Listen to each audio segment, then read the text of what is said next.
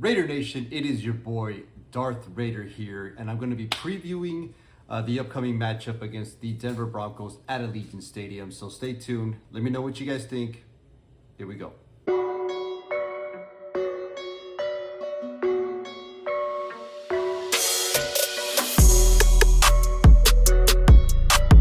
What's up, everyone? This is your boy Darth Raider.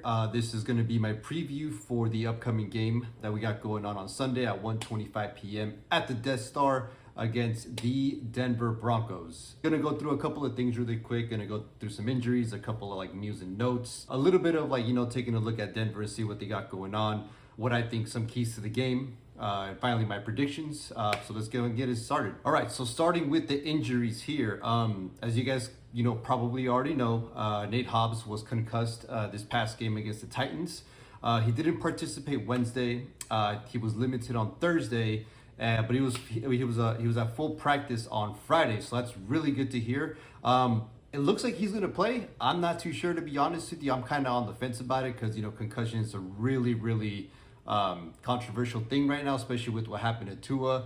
Prayers up for him, to be honest with you. That did not look good at all. So hopefully Nate Hobbs can be out there full, but I definitely don't want to risk him. Other than that, we did say Andre James back. I think he's going to be starting at center, so that probably means that Parham is going to be switched over to the right guard position. I don't know. I'm pretty sure Munford is still going to stay on that right tackle position. I don't think he did too bad. I think he might have just had one pressure allowed last week. Munford did.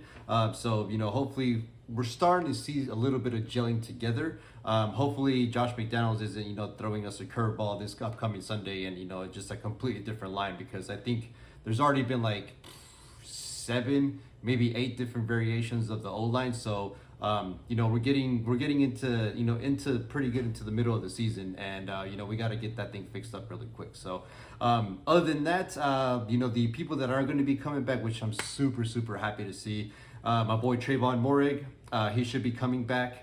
Bilal Nichols, he should be coming back as well. And finally, our captain, Denzel Perryman, after the last couple of weeks that he's been out with the ankle injury, he will be coming back and he will be playing. Same thing with Jonathan Hankins.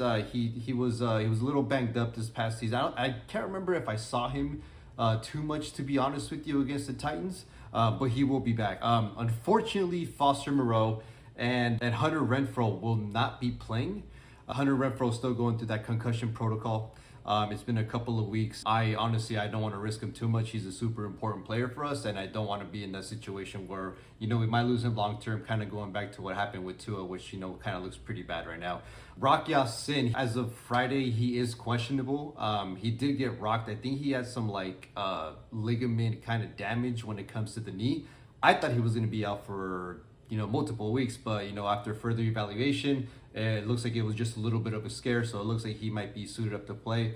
At the end of the day, he might be questionable, so it probably means that Amik Robinson is probably going to be having a little bit more playing time. I think they were talking about Sam Webb might also be making an appearance, so I'm excited for that. I don't want him to be thrown into the fire, but this is the NFL. At the end of the day, you got to perform when it counts. So that's it for my injuries. Moving on to my news and notes. All right, so when it comes to us playing the Denver Broncos, especially this year, it's kind of crazy because as you guys know, Josh McDaniels used to coach for them.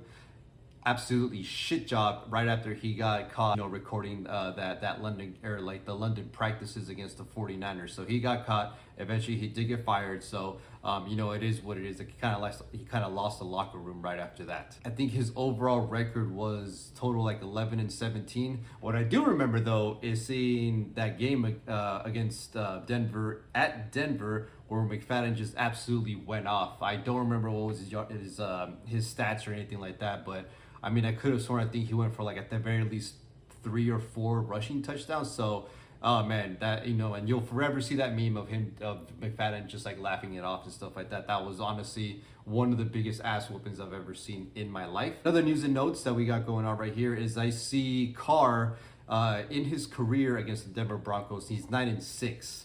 with 17 touchdowns, 7 interceptions, which is kind of all right. But one of the interesting notes that I did see here is that out of the last 7 games, the Raiders have actually won 6 of them. So, we're kind of owning them right now. So it's one of those things where we just got to continue building on that one right there, continue to stomp them every single time we can.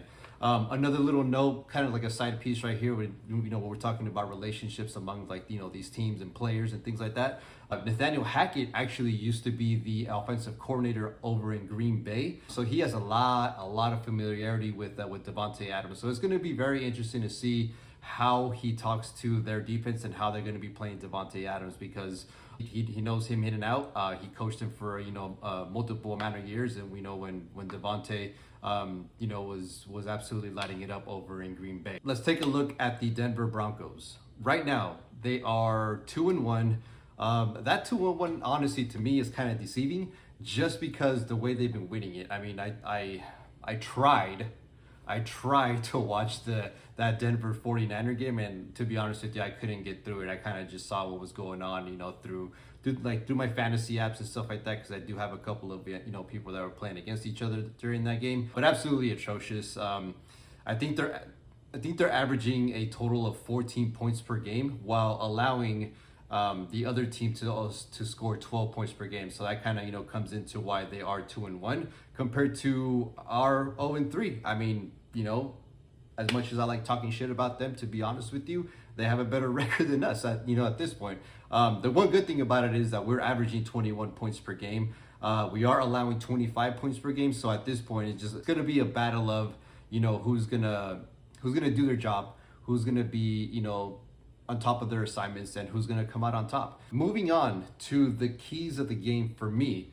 I don't have too many of them, to be honest with you, just because I'm pretty confident that we can beat them, just judging how Russell Wilson has been looking. He does seem handcuffed.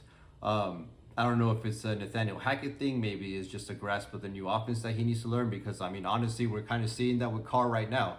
Compared to last year, the last couple of years compared to this year, we're just, it's 2 completely different players, to be honest with you. And I'm really hoping that Russell is just getting old and he just can't do it no more. So, keys to the game for me, going back to this again, is going to be pretty important. Is going to be the trenches. The O-line, my God, they have to block for that run game and give time for Carr, to find Adams, Waller, the rest of the gang, as well. But I think the trenches are going to be super important. Kind of looking at the flip side of things, Denver's pass rush is no joke at all. They got Chuck, they got Gregory, and it's just leaving my mind right now. And I always see him and I always think, yep, you used to be a Raider, but that defensive tackle that I just cannot think of right now.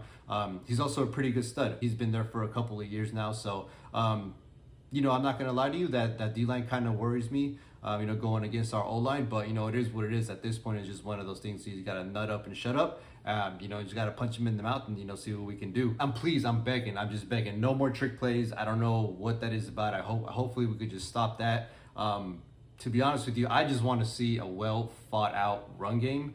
Josh Jacobs has, when he gets the opportunity, I should say, he absolutely, does his work. I think right now he's averaging about 4.7 to 4.8, 4.9, rushes per carry, which is absolutely incredible.